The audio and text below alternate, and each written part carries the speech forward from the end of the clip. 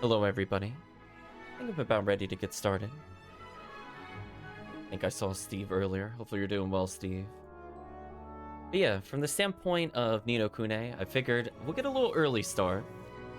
Not for plot, but there's a big backlog of things that I wanted to read through.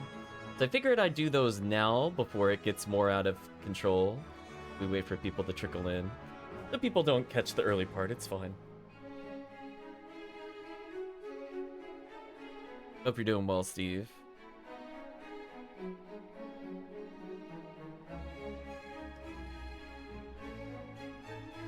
Switch over to the game itself. Pause the music. Welcome, Chris. Hope you're doing well.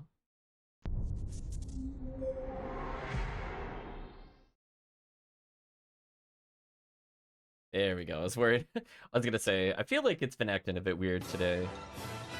I'm sure Steve would appreciate. I went to go update OBS, and then then the OBS update failed, and I'm like, thanks, OBS.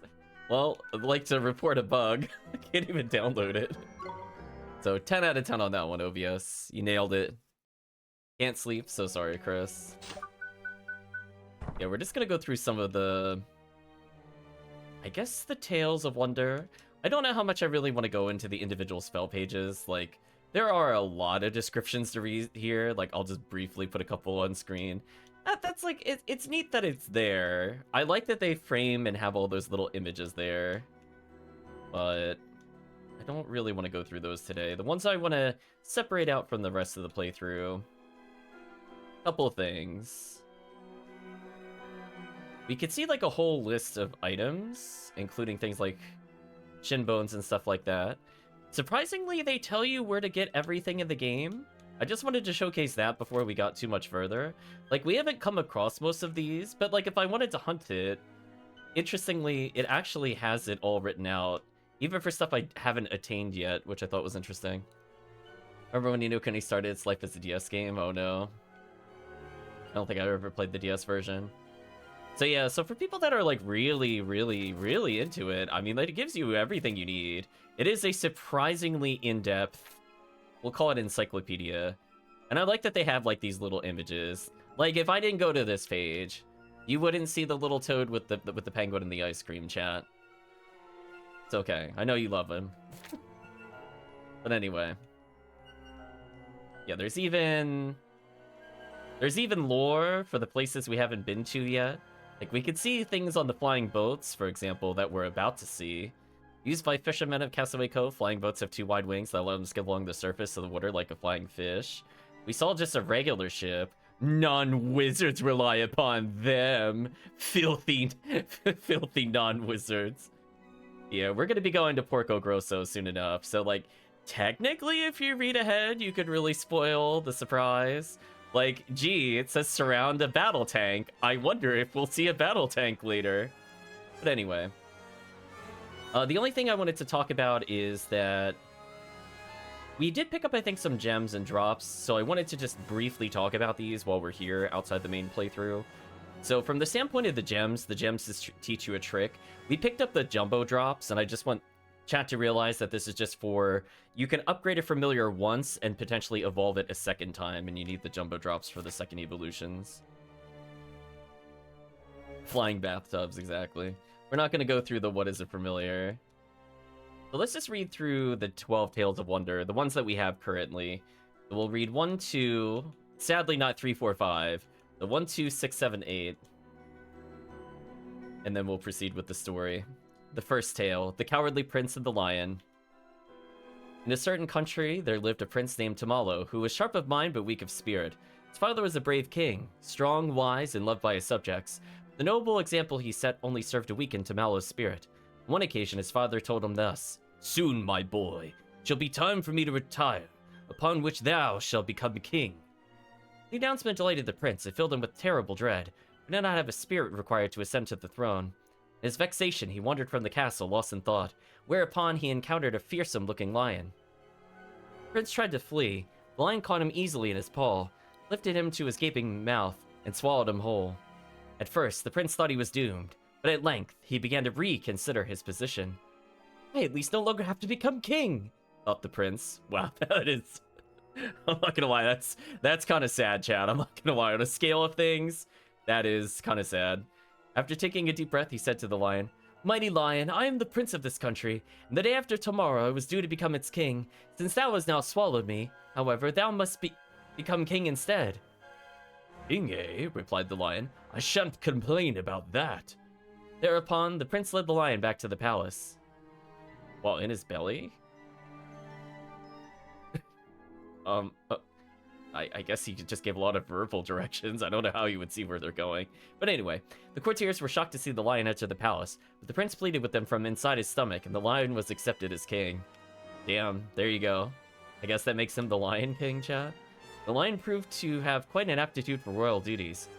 Whensoever there was a dispute in his kingdom, the lion would simply growl at the quarrelers. "Stop complaining, or I shall eat you alive." Oh, I could see the lion there. Whensoever a bridge was swept away by a flood, the lion would simply use his paws to rip down a tree and lay it across the river. It's certainly a story. Regarding taxation and legal matters, oh, fairy tale, you knew exactly what I was looking for. Not suspense or intrigue. How are the taxes being handled? The lion was utterly ignorant, but whensoever such a problem arose, Prince Tamalo would speak to him from inside his stomach and provide him with a sound solution. Does he just have like really slow digestion? How has the prince lasted forever? Is that his superpower? The two dragons. After some time, news reached the king that the two dragons were ravaging the eastern and western edges of his kingdom. The people were terrified and looked to their king to deliver them from this terrible evil, upon which the king announced that he should go and smite the dragons himself. But even the fearsome lion stood no chance of defeating two such terrible dragons. "My dear stomach dweller," said he, "what in the wide world should I do now?" Prince Tamalo considered the lion's question, and at length provided him with a suitable scheme.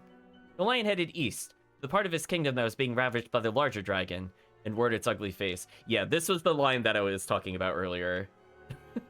For when they asked you what size the dragons were, this is the one line you had to read for clarity.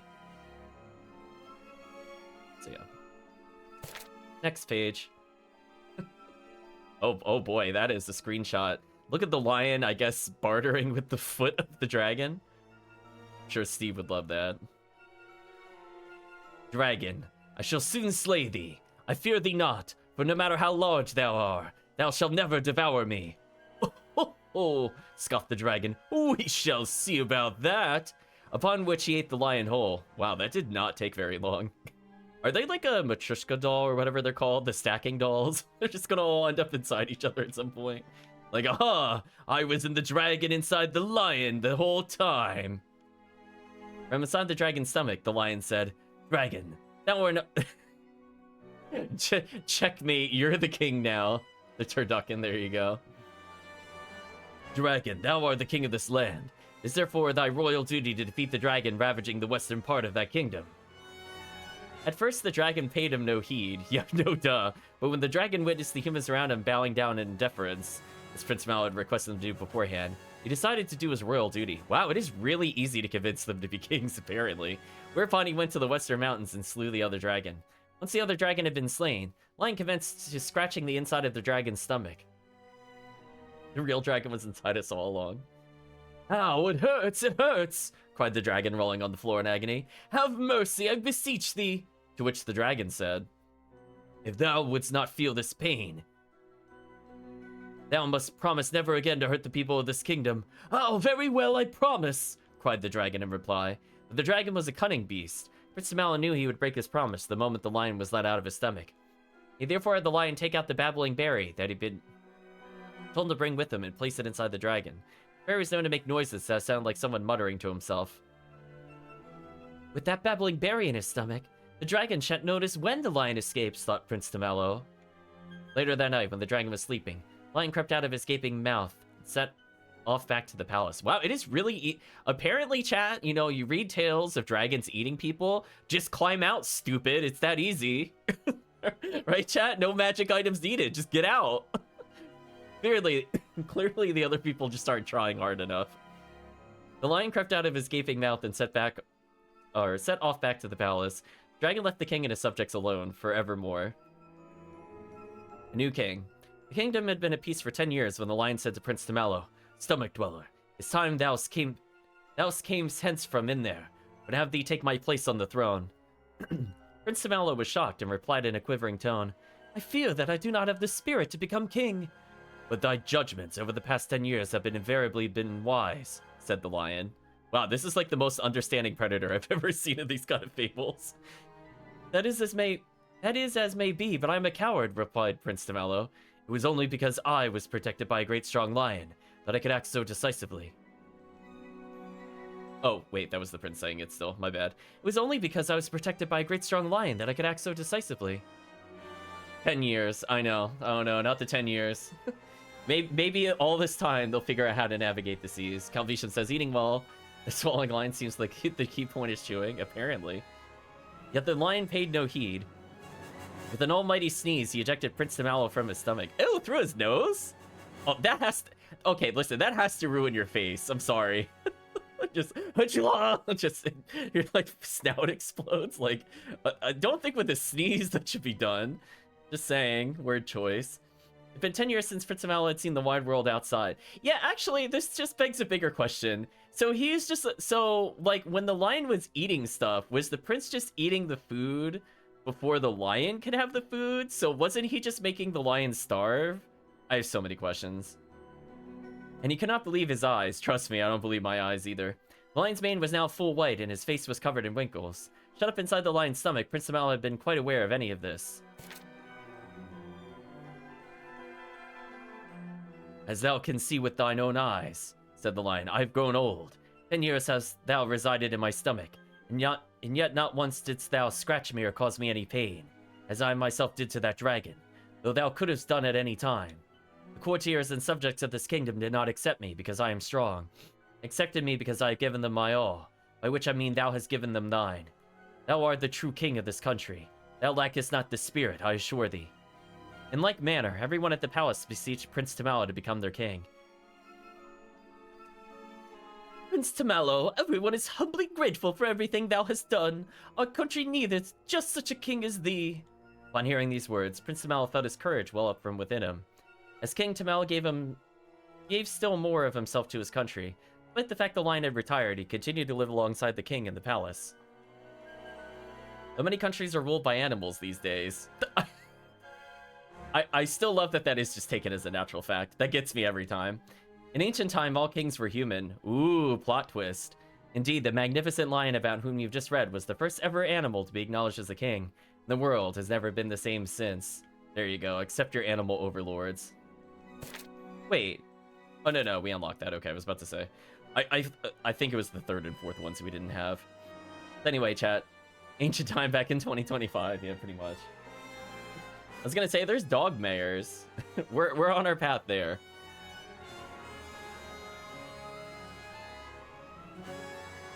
Second tale, the squirrels and the bramble, protectors of the forest.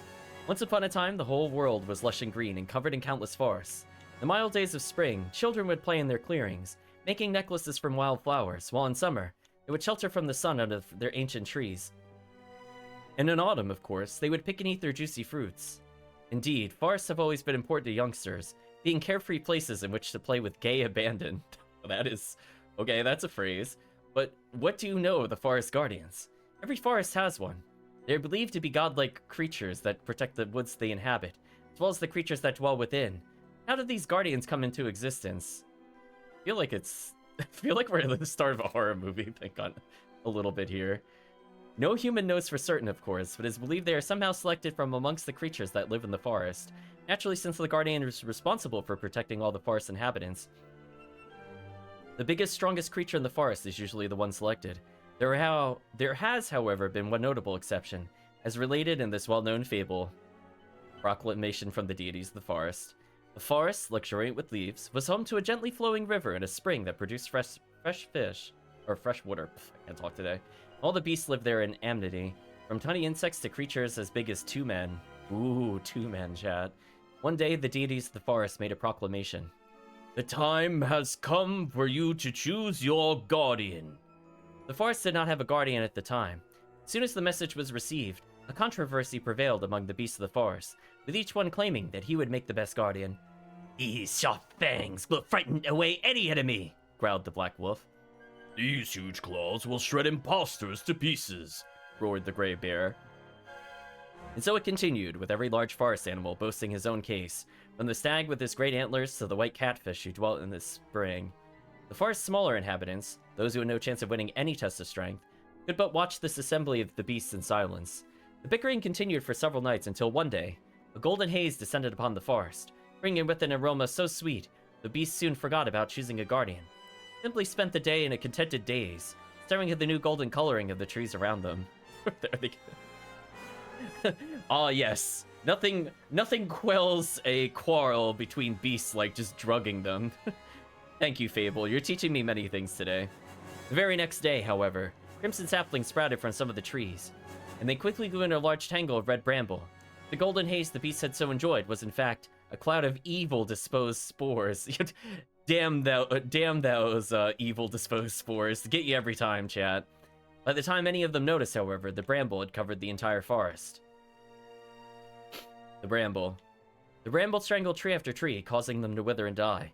It seemed only a matter of time before the entire forest would be quite devoid of life. Thus, the wise owl said, "Somewhere in this forest is the tree in which the spores first took root. That tree is the source of this terrible bramble. Cut off its source, and the entire thicket will wilt." Desperate to save the forest, the black wolf and gray bear resolved to find the tree the wise owl had mentioned. However, the bramble had grown so thick and so dense that their great bodies simply would not pass through it. There you go, chat. Too fat, too chunky.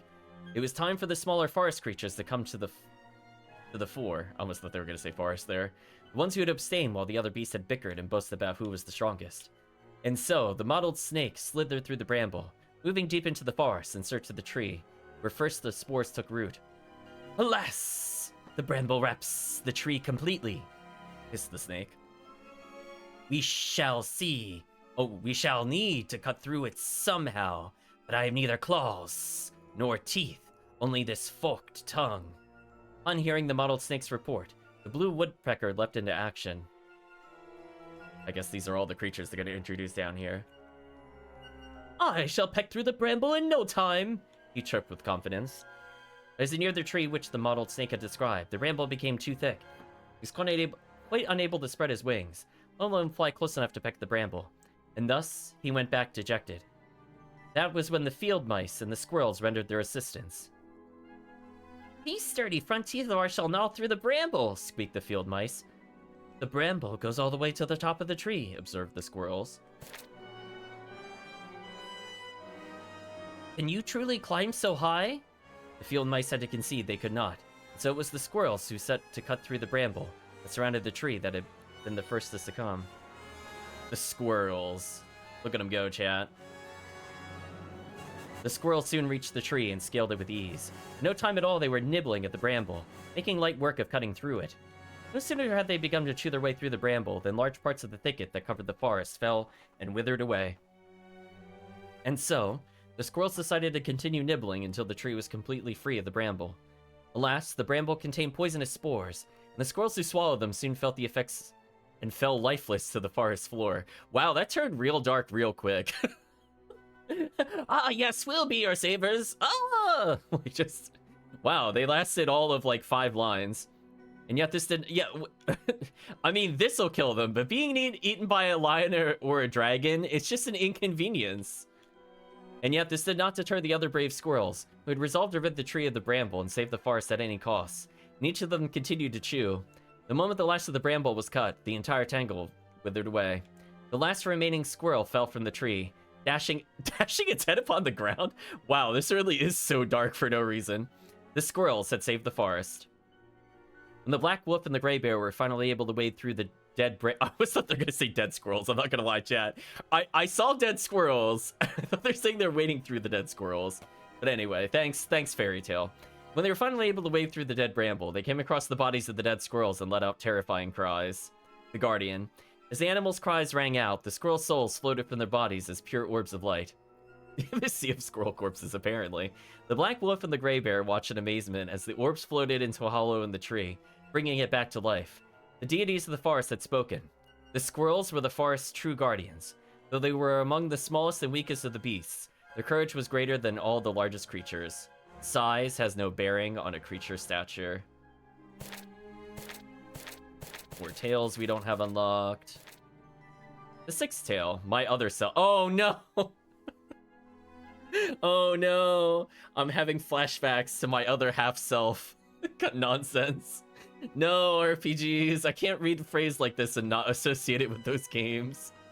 Well, I guess we'll read about my other self, I guess. I guess it's better than baby daughter clone or whatever. On a hilltop. What follows is the extraordinary tale of an ordinary little girl.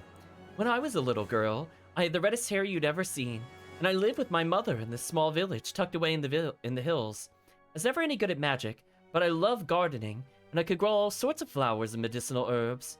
Behind my house was a low hill from which you can enjoy a wonderful evening view. I used to walk to the top of it every night, to sit on a big old root and watch the sun go down. One day, my mother cut her hand on a glass that I had broken.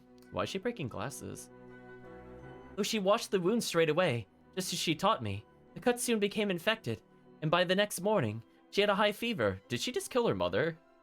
The seventh-tailed baby daughter clone, exactly. I took care of her the best I could, of course, but several days passed without any improvement in her condition. Then one night, after I'd cried myself to sleep with worry, I woke with a start to find myself standing in front of a strange door.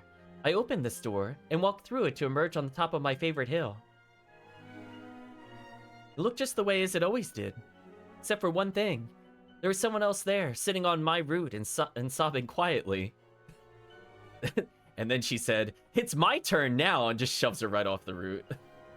I took a sharp breath and thought to myself, could the girl sitting on the root actually be me?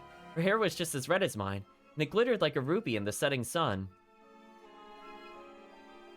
The bright blue bird. I was feeling quite sad myself, but the girl sitting on the root seemed absolutely inconsolable. Feeling sorry for her, I asked, "Are you all right? Why are you crying?" At this, I made her sound more annoyed than I meant to, but whatever. At this, the weepy girl lifted her face, giving me another shock. It was exactly like mine. "I was careless, and my bird flew away," she said. "Oh, I did love it so." "So that's why you're crying. I've been careless too, as it happens. I made my mother sick." I thought for a moment, then asked, "What kind of bird was it?" "It was blue, bright blue. It was very beautiful." My mother's eyes are blue as well," I sighed. "They don't seem to sparkle like they did before she took ill." We carried on talking for a little while, and before long we'd become firm friends. She loved gardening too. It was a joy in gazing at the sunset from the crest of the hill. It seemed like we had absolutely everything in common. Eventually I said, "Here, take this. It's a flower I grew. It's called a warm welcome, and birds love it. Perhaps it'll make your bluebird come back. I already put some of these flowers on my mother's bedside to try to make her feel better, as well as some in her hair." "Thank you," said the girl, smiling. "Oh my, it really does smell wonderful. Hey, would you like to come to my house?" I nodded. And off we went, down the hill together and into the girl's house. She placed the flower I'd given her next to the window. Before long, we heard a sound. "Peep, peep, cheep, cheep," chat. And a blue bird flew in through the window. "Chi-Chi!" shouted the girl, recognizing her missing pet. The bird had flown straight for the vase that held the flower. It seemed a little unsteady, as though one of its wings was injured. I couldn't help but feeling that the warm welcome I'd given the girl had made the bird come back. Waking from the dream, all of a sudden I was in front of the strange door again. I walked through it and found myself lying in bed once more. "It was just a dream," I sighed. Then I threw off the sheets and went to my mother's bedroom. Much to my surprise, though, I found she wasn't there.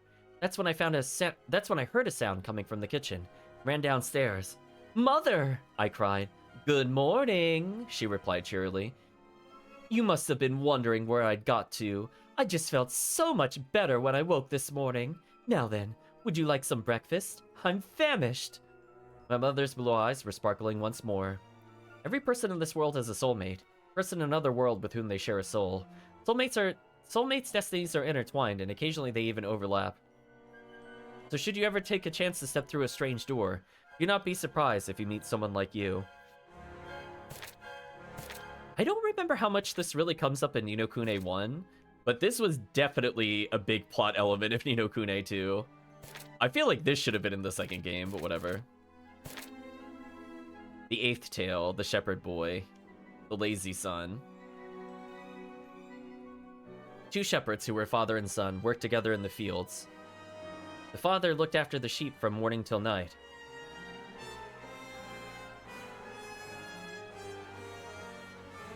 Where was I? Constantly patrolling the pasture, looking out for wolves. The son, however, spent every day at leisure, staring into the distance and not lifting a finger to help his father. One day, the father turned to his son and said with regret, "I am getting old, and I shall be retiring." Wow, there's a big theme of moving on for the next generation I've noticed in these stories. "Though you're my only son, it's become clear to me that you have no enthusiasm for shepherding. I'm starting to think that I should be better entrusting my flock to someone else." The son was quite shocked. The flock was his only livelihood. He resolved to start assisting his father in the fields, chasing sheep, tending the grass, and so on. I was looking, is he a sheepdog? Alas, he soon grew tired of such tasks. At a loss as to what to do, the son supposed he would pay a visit to old Father Oak, an ancient tree in the deep dark wood possessed of infinite wisdom on all matters. "Oh, old Father Oak, is there not some manner of fruit that I could swallow to excite my enthusiasm?" Again, it just sounds like they're looking for drugs. "I'm afraid that such things do not exist," replied old Father Oak. "There is, however, a fountain hidden deep within a nearby forest. Drinking of its water provides a goodly dose of energy."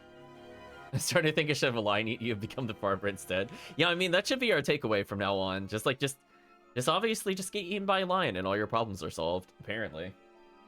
The son traveled in the direction indicated by old Father Oak till he came to the fountain and tested its cool surface with his hand. "I shall take some of this water home with me," he thought, before realizing that he had no vessel in which to carry it. Wait, he went all this way and didn't bring something to drink the water? What an idiot. Wait. He didn't just resolve to return. Oh, what an idiot. "Alas, I must return home empty-handed," he lamented. Yeah, lazy and stupid, exactly. He's not even working hard or smart. The son was about to go back to fetch a jug when he decided to sample a mouthful of the fountain's water. Sure enough, he immediately felt the great surge of energy the old Father Oak had predicted. He used his axe to chop down a nearby tree, carving it into a pitcher that was almost as big as himself. Well, take that, nature. Welcome, Yentos. We're doing story time of Ni no Kuni before we go back to playing the game. Once the pitcher was filled, or was finished, well, it both filled and finished, the son filled it with water from the fountain and made for home. The vessel was very heavy and the journey was a long one. Chad, if only he built himself a cart or something, since he's apparently good enough to just chop down a whole tree by himself. Shouldn't take that much longer at that point. He nearly gave up on several occasions, but every time he felt like abandoning his journey, he'd stop by the wayside to take another gulp of water from the pitcher. And eventually he arrived home. Is he so stupid that he drank all the water? Is that where this is going? Where he's like, "Father, I have the pitcher to save your life," and it's just bone dry. What a moron. "I have water here enough to last a lifetime," the son thought with a sigh of relief. Uh-oh. He's thought with a sigh of relief. He was very weary and he fell into bed soundly till morning.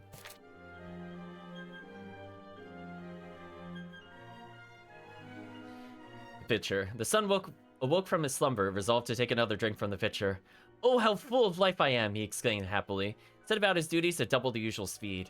And as he did so, he resolved that no one else must be allowed to drink the precious water in the pitcher. What?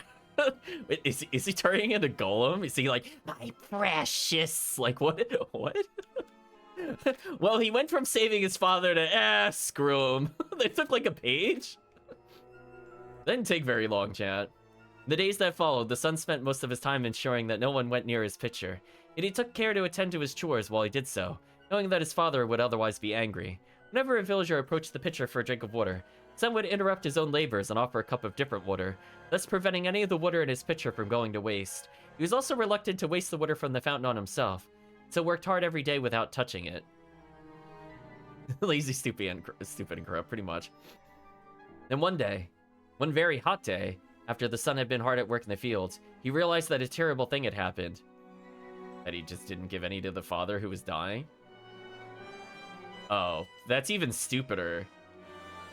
I mean, like, technically I was right, and then he wasted all the water. Just not in the way I was thinking. The water had evaporated in the searing heat of the sun. When the son realized that the water upon which his future depended had disappeared, he was overcome with despair and collapsed upon the grass. The sight of the son lying prone excited the villagers' concern, and they rushed to see if he was all right, for the son had gained reputation in the village for being kind and hardworking. Not kind enough to share his water, apparently. On account of all the cups of water he was wont to provide thirsty villagers. Oh, yeah, in place of the other one. Some of the villagers gave the son a drink of water as he lay there. He was amazed at how delicious it tasted. It was the freshest, cleanest water he had ever drank. And what's more, it gave him the same surge of energy that the water from the fountain had done. Oh no. Did he really get space jammed? Is that what just happened? They just told him it would do these things and he believed it, so therefore he had superpowers? Man, the moral of this story is so stupid. I haven't read the next lines, but man, I don't like where this is going. His father stood next to him and said kindly, "No water on earth could compare to the first water you drink after sweating all day. Why, I should think it is a fair sight better than water from that fountain." For the father knew his son had visited the fountain. The son rose to his feet, smiled back at his father. "You're right, father. It is truly better by far. Hard toil brings its own rewards." So let me get this straight from the moral of the story. We have a lazy son who decided he wanted to help his father. Or not that he wanted to help his father, more that he didn't want to lose his livelihood. So then the old Father Oak totally bamboozled him and told him this was magic water. This led to him being very greedy and deciding to not give them his water. And instead he resolved to have water from other places in order for them to drink. And then the father knew this all along and it was just like this big tee-hee prank between him and the old Father Oak. It's like hard toil brings its own rewards, but pranking your family, priceless. Like, I think that's my only takeaway on that story.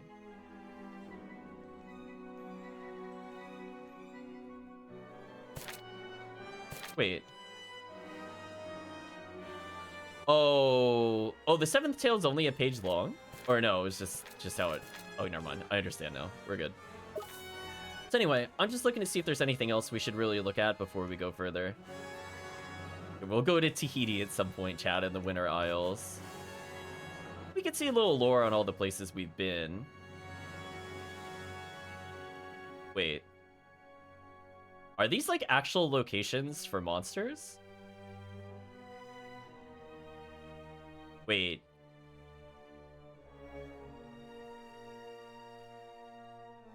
Huh. I think this is actually somewhat accurate. Wow, that's shocking that they went into this level of detail. Oh, we haven't been over here yet. Huh. Well, I guess if you want to find the secret is actually here. So if we didn't know where the hidden forest was before, they actually marked it there on the map. That's interesting. Oh, is there another secret over there? Are we able to do anything? Hold on. Now we have to go check that out when we resume play, because we're in the deep dark woods right now. Is that actually a thing over there that I can reach? Because if I need to do a bridge spell, I should be able to do that now. Yeah, look at King Tom. Look at that judgmental cat. He's looking at you. There you go. Local customs. Nose touching. Also, that is an image. Damn, that mouse warrior is going crazy versus the cat. Look at it go. What a pose. Huh. Does this also tell me where hidden things are?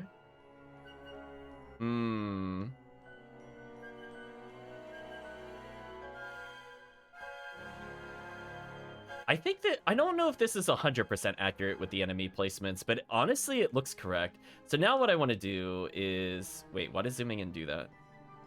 Wait, what? Wait, what? Why does that happen?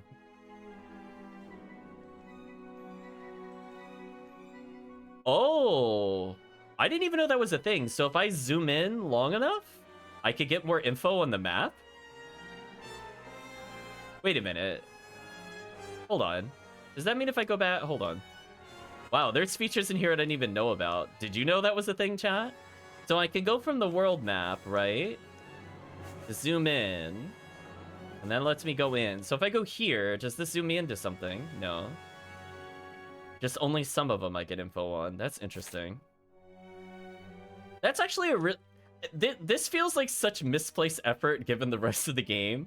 Like, this is probably the most well done and interesting, like, thematic combinations of things. I am glad we spent an extra session for this, like, about an hour and a half roughly looking at this. That is very interesting. Yeah, we have a long way to go with all the different monsters. Oh, I was looking to see if these updated.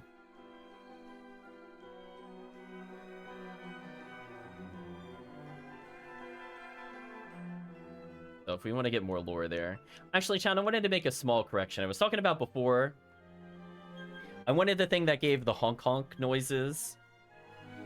I was saying I didn't like it because it was very weak. Apparently, it's one of the creatures with very slow growth, so that I probably just never got to a point in the game where it was useful. So we might take a look at that later. Oh boy. A wizard? Is that how they're spelling wizard? I'm a wizard. There you go, chat. Now the only question is,